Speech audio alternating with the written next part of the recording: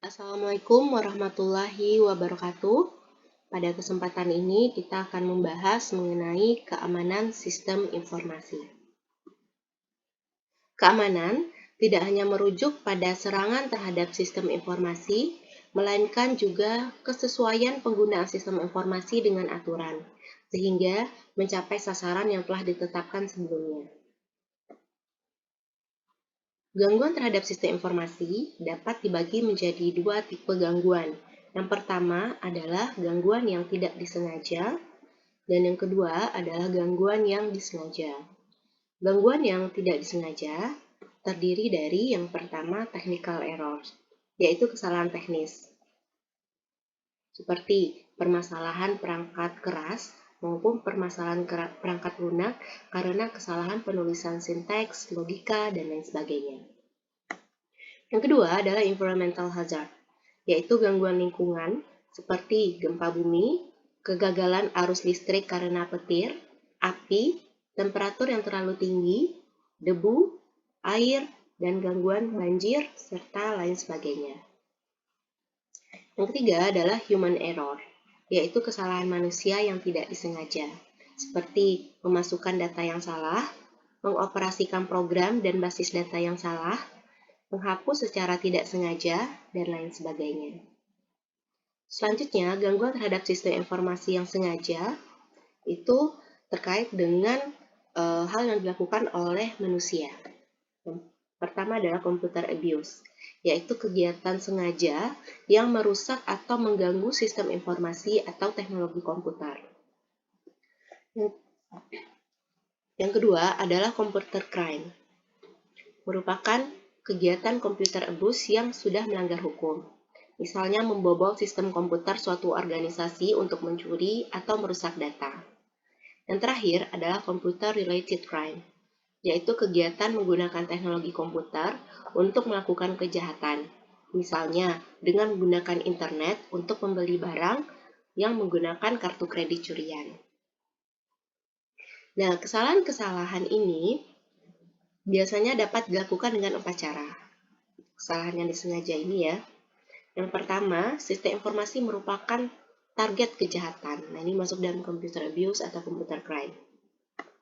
Kemudian, komputer menjadi alat untuk melakukan kejahatan. Ini masuk dalam computer related crime. Nah, selanjutnya komputer digunakan untuk mengintimidasi. Ini masuk dalam computer abuse atau computer crime. Dan terakhir, komputer menjadi perantara untuk melakukan kejahatan, termasuk dalam computer abuse atau computer crime. Ada beberapa metode dalam gangguan sistem informasi. Yang pertama adalah menggunakan pengubahan data. Misalnya data A diubah menjadi data B, atau data X diubah menjadi data Y.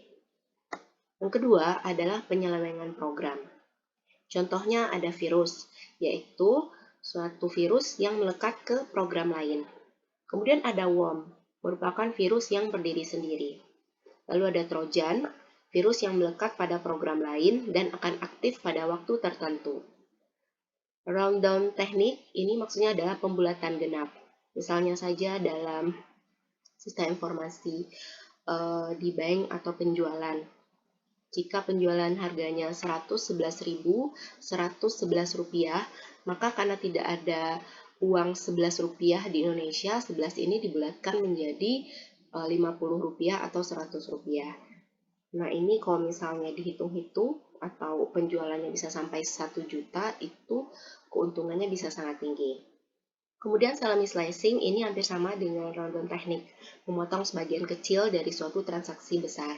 Misalnya dalam satu transaksi dipotong Rp5 saja. Jika transaksi itu terjadi 1 juta kali, itu keuntungannya juga cukup banyak. Selanjutnya ada metode gangguan sistem informasi dengan nama penetrasi. Ini disebut juga dengan hacking atau cracking. Ya, hacking itu memanfaatkan celah kelemahan sistem untuk masuk ke sistem, dan cracking itu merupakan modifikasi program untuk membuang sistem proteksinya. Contoh lainnya adalah masquerading, yaitu masuk ke sistem resmi dengan menggunakan user ID dan password orang lain yang sah. Kemudian ada scavenging, menggunakan user ID dan password dengan mencari dari dokumen di tempat sampah. Kemudian eavesdropping itu merupakan penyadapan di jalur privat. Nah, bagaimana cara mengelola gangguan sistem informasi? Ada 4 cara mengelola gangguan sistem informasi.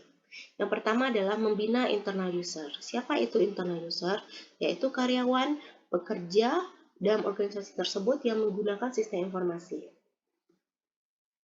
Yang kedua adalah memasang pengendalian di sistem informasi. Nah, bagaimana sistem informasi tersebut dibuat pengendalian?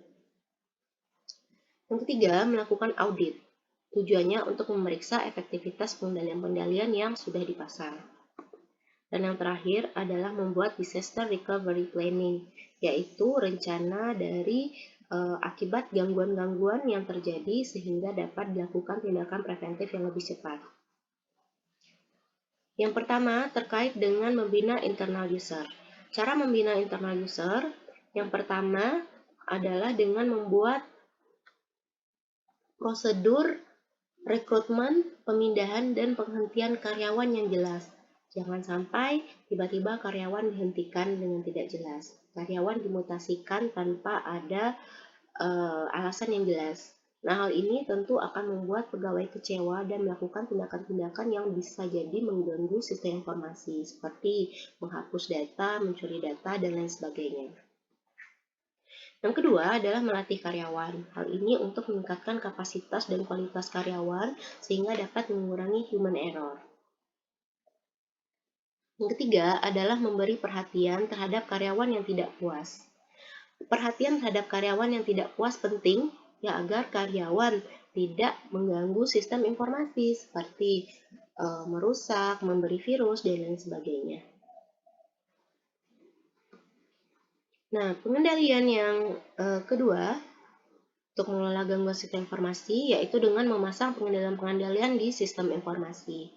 Pengendalian ini ada 2 pengendalian, yaitu pengendalian secara umum dan pengendalian secara aplikasi. Nah, untuk pengendalian secara umum terdiri dari pengendalian organisasi,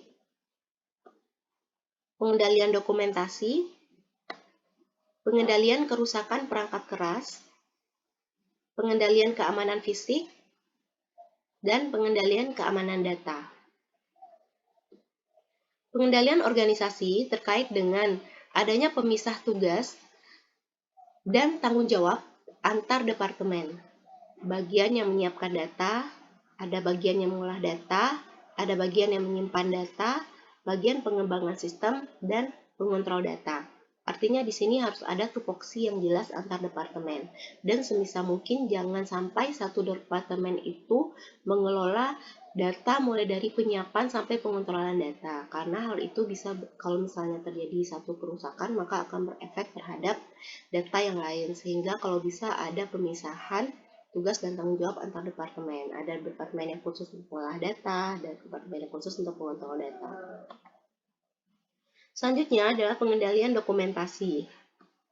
Dokumentasi ini yang harus dikendalikan yang pertama adalah dokumen manual cara pemakaian sistem. Itu harus ada. Dokumen struktur basis data, dokumen alur kerja program, dokumen source code program, dokumen prosedur penyimpanan dan recovery data. Itu harus ada dalam suatu sistem informasi manajemen. Selanjutnya adalah pengendalian kerusakan perangkat keras. Pengendalian kerusakan perangkat keras terdiri dari yang pertama pemeriksaan parity atau keseimbangan pada komputer tersebut. Apakah komputer itu panas ya atau hang dan lain sebagainya. Kemudian pemeriksaan gaung atau echo check ini biasanya untuk output dari perangkat lunak perangkat keras tersebut seperti suara. Kemudian pemeriksaan baca setelah rekam atau read after write check. Artinya setelah kita mengetik atau input data itu dibaca dulu, baru di save. Kemudian pemeriksaan baca ulang atau dual read check. Artinya kita baca lagi dokumen-dokumen yang sudah disimpan untuk diulang kembali. Kemudian terakhir adalah pemeriksaan validitas atau validity check. Selanjutnya adalah pengendalian keamanan fisik. Pengendalian keamanan fisik ini untuk menghindari kegiatan pencurian, sabotase, kegagalan arus listrik, temperatur, debu, dan bencana alam. Caranya, yang pertama adalah pengawasan terhadap pengaksesan fisik, seperti penempatan satpam, pengisian agenda kunjungan, penggunaan tanda pengenal, pemakaian kartu, penggunaan closed circuit television, kamera CCTV, dan tersedianya pintu arah yang membuka keluar. Yang kedua adalah pengaturan lokasi fisik. Lokasi ini kalau bisa merupakan lokasi yang tidak terganggu oleh lingkungan. Gedung yang terpisah, tersedia fasilitas cadangan. Yang ketiga adalah penerapan alat-alat pengamanan tambahan, seperti saluran air, alat pemadam kebakaran, UPS, dan lain sebagainya.